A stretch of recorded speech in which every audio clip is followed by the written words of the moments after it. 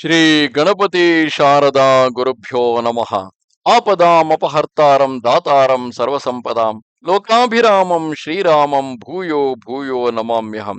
ಶ್ರೋತೃಗಳಿಗೆ ಶ್ರೀ ಅಳಸಿಂಗರಾಚಾರ್ಯ ವಿರಚಿತ ಮಹರ್ಷಿ ವಾಲ್ಮೀಕಿ ಪ್ರಣೀತ ಶ್ರೀಮದ್ ರಾಮಾಯಣದ ಅಯೋಧ್ಯ ಕಾಂಡದಲ್ಲಿ ರಾಮನಿಂದ ವಂಚಿಸಲ್ಪಟ್ಟ ಪ್ರಜೆಗಳು ದುಃಖದಿಂದ ಅಯೋಧ್ಯೆಗೆ ಹಿಂತಿರುಗಿದುದು ಎಂಬ 47ನೆಯ ಸರ್ಗಕ್ಕೆ ಸ್ವಾಗತ.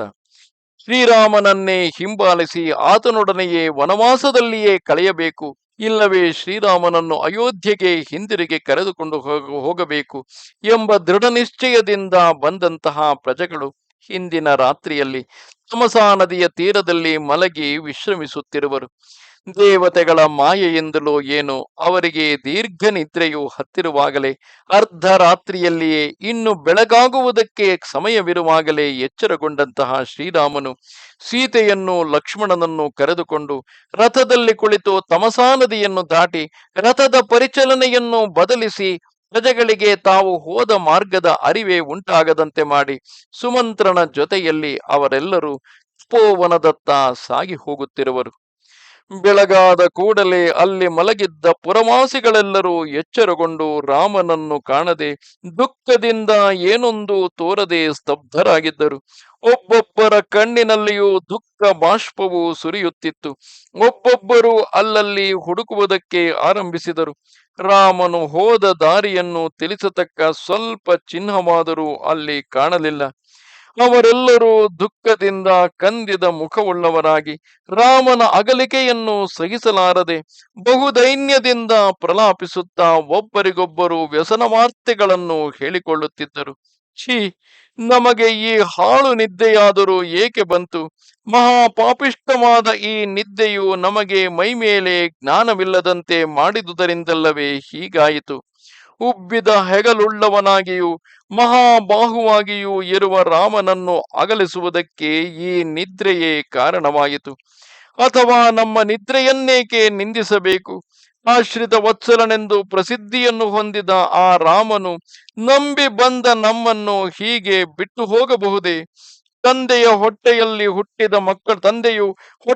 ಹುಟ್ಟಿದ ಮಕ್ಕಳನ್ನು ಕಾಪಾಡುವಂತೆ ನಮ್ಮನ್ನು ಆತನು ಕಾಪಾಡುತ್ತಿದ್ದನಲ್ಲ. ರಘುವಂಶ ಶ್ರೇಷ್ಠನಾದ ಆ ರಾಮನು ನಮ್ಮನ್ನು ಬಿಟ್ಟು ಹೇಗೆ ತಾನೇ ಕಾಡಿಗೆ ಹೋದನು? ಈಗ ನಾವು ಇಲ್ಲಿಯೇ ಪ್ರಾಯೋಪವೇಶವನ್ನು ಮಾಡಿ ಸಾಯುವುದೇ ಮೇಲು, ಅಥವಾ ಮರಣ ದೀಕ್ಷೆಯನ್ನು ಕೈಗೊಂಡು ಉತ್ತರಾಭಿಮುಖವಾಗಿ ಹೊರಟು ಮಹಾಪ್ರಸ್ಥಾನವನ್ನು ಮಾಡಿ ಪ್ರಾಣವನ್ನು ಬಿಡುವುದಾದರೂ ಉತ್ತಮವು. ರಾಮನನ್ನು ಬಿಟ್ಟು ನಾವು ಇನ್ನೂ ಬದುಕಿರುವುದಾದರೂ ಏಕೆ? ಅಥವಾ ಇದೋ ಇಲ್ಲಿ ಬೇಕಾದಷ್ಟು ಕಟ್ಟಿಗೆಗಳು ಸಿಕ್ಕುವವು, ಚಿತೆಯನ್ನೊಡ್ಡಿ ನಾವೆಲ್ಲರೂ ಒಟ್ಟಿಗೆ ಬೆಂಕಿಯಲ್ಲಿ ಬಿದ್ದು ಬಿಡುವೆವೆ. ಹಾಗಿಲ್ಲದೆ ನಾವು ಅಯೋಧ್ಯೆಗೆ ಹಿಂತಿರುಗಿದರೆ ಕೇಳಿದವರಿಗೆ ನಾವು ಏನು ಉತ್ತರವನ್ನು ಕೊಡಬಲ್ಲೆವು?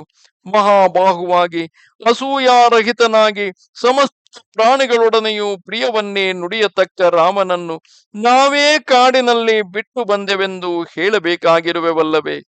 ಈ ಮಾತನ್ನು ಹೇಗೆ ತಾನೇ ಬಾಯಿ ಬಿಟ್ಟು ಹೇಳಬಲ್ಲೆವು? ಅಯೋಧ್ಯೆಯಲ್ಲಿ ಇರತಕ್ಕ ಜನರೆಲ್ಲರೂ ಈಗ ದುಃಖಿತರಾಗಿದ್ದರು. ನಾವು ತಿರುಗಿ ಹೋಗುವವರೆಗೂ ರಾಮನ ಪ್ರತ್ಯಾಗಮನವನ್ನು ಕುರಿತು ಸ್ವಲ್ಪ ಮಟ್ಟಿಗಾದರೂ ಆಶೋತ್ತರವನ್ನು ಇಟ್ಟುಕೊಂಡಿರುವುದರಲ್ಲಿ ಸಂದೇಹವಿಲ್ಲ. ಈಗ ನಾವೂ ರಾಮನನ್ನು ಬಿಟ್ಟು ಹೋದರೆ ಆ ಅಯೋಧ್ಯೆಯೆಲ್ಲವೂ ಆಶಾ ಭಂಗವನ್ನು ಹೊಂದಿ ದುಃಖಿಸುವುದು. ಸ್ತ್ರೀ ಬಾಲ ವೃದ್ಧರು ಸಂಕಟದಿಂದ ಗೋಳಿಡುವುದಕ್ಕೆ ಆರಂಭಿಸುವರು. ಜಿತೇಂದ್ರಿಯನಾಗಿ ಮಹಾವೀರನೆನಿಸಿಕೊಂಡಿರುವ ರಾಮನೊಡನೆ ಈಗ ಅಯೋಧ್ಯೆಯಿಂದ ಹೊರಟು ಬಂದೆವು. ಈಗ ಅವನನ್ನು ಬಿಟ್ಟು ಹೇಗೆ ತಾನೇ ನಾವು ಆ ಪಟ್ಟಣ ಪ್ರದೇಶವನ್ನು ಮಾಡಬಲ್ಲೆವು? ರಾಮ ಶೂನ್ಯವಾದ ಆ ಅಯೋಧ್ಯೆಯನ್ನು ನೋಡಿ ನಾವು ಹೇಗೆ ತಾನೇ ಸಹಿಸಬಲ್ಲೆವು ಎಂದು ಎರಡೂ ತೋಳುಗಳನ್ನು ನೀಡಿ ಕರುವನ್ನು ಕಾಣದ ಹಸುಗಳಂತೆ ಪರಮ ದುಃಖದಿಂದ ಅಲ್ಲಿದ್ದ ಜನರೆಲ್ಲರೂ ಅಳುತ್ತಿದ್ದರು. ಹೀಗೆ ಅವರು ರಥಚಕ್ರದ ದಾರಿಯನ್ನೇ ಅನುಸರಿಸಿ ಸ್ವಲ್ಪ ದೂರ ಹೋಗಿ ಆಮೇಲೆ ಆ ರೇಖೆಯು ತಿಳಿಯದುದರಿಂದ ದುಃಖಿತರಾಗಿ ಹಿಂತಿರುಗುತ್ತಾ ಒಬ್ಬರಿಗೊಬ್ಬರು, ಇದೇನು ಈ ವಿಪರೀತವು? ಈಗ ನಾವು ಮಾಡಬೇಕಾದುದೇನು? ನಮ್ಮನ್ನು ಈ ದುರ್ದೈವವು ಪೂರ್ಣವಾಗಿ ಕೆಡಿಸಿಬಿಟ್ಟಿತು ಎಂದು ಪ್ರಲಾಪಿಸುತ್ತಾ ತಾವು ಹೋದ ದಾರಿಯನ್ನೇ ಹಿಡಿದು ಹಿಂತಿರುಗಿದರು. ಒಬ್ಬರ ಮನಸ್ಸಾದರೂ ಸ್ಥಿಮಿತವಾಗಿರಲಿಲ್ಲ. ಹೀಗೆ ಅವರೆಲ್ಲರೂ ಕೂಡಿ ಹೊರಟು ದುಃಖಿತರಾದ ಜನರಿಂದ ತುಂಬಿದ ಅಯೋಧ್ಯ ಪಟ್ಟಣವನ್ನು ಪ್ರವೇಶಿಸಿದರು. ಪಟ್ಟಣವನ್ನು ನೋಡಿದಾಗಲೇ ಅವರ ಮನಸ್ಸು ಮತ್ತಷ್ಟು ವ್ಯಾಕುಲವಾಯಿತು. ಆ ಪಟ್ಟಣದಲ್ಲಿ ಪ್ರತಿನಿತ್ಯವೂ ನಡೆಯಬೇಕಾದ ಸಮ್ಮಾರ್ಜನಾದಿ ಸಂಸ್ಕಾರಗಳು ಕೂಡ ನಡೆದಿರಲಿಲ್ಲ.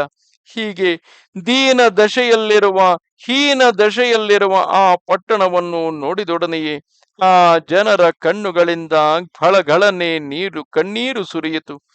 ಗರುಡನು ಮಡುವಿನಲ್ಲಿ ಬಹುಕಾಲದಿಂದ ಕಾವಲಿದ್ದ ಒಂದು ಮಹಾ ಸರ್ಪವನ್ನೆತ್ತಿಕೊಂಡು ಹೋದ ಮೇಲೆ ಆ ಮಡುವು ಹೇಗೋ ಹಾಗೆ ರಾಮನಿಲ್ಲದ ಆ ಅಯೋಧ್ಯೆಯು ಕಾಂತಿಹೀನವಾಗಿತ್ತು.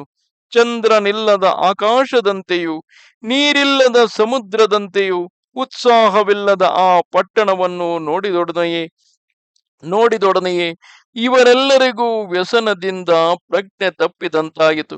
ಮೊದಲೇ ಮಹಾ ದುಃಖದಿಂದ ಪೀಡಿತರಾದ ಆ ಪುರಜನರೆಲ್ಲರೂ ಅಯೋಧ್ಯ ಪಟ್ಟಣವನ್ನು ನೋಡಿದೊಡನೆ ಮತ್ತಷ್ಟು ವ್ಯಸನಗೊಂಡವರಾಗಿ ತಮ್ಮ ಮನೆಗಳನ್ನು ಪ್ರವೇಶಿಸುವಾಗ ಆ ಮನೆಗಳು ಸಮಸ್ತ ಸಂಪತ್ತುಗಳಿಂದ ತುಂಬಿದ್ದರು. ಎಷ್ಟು ಕಷ್ಟಗಳಿಂದ ಅವುಗಳನ್ನು ಪ್ರವೇಶಿಸಿದರು.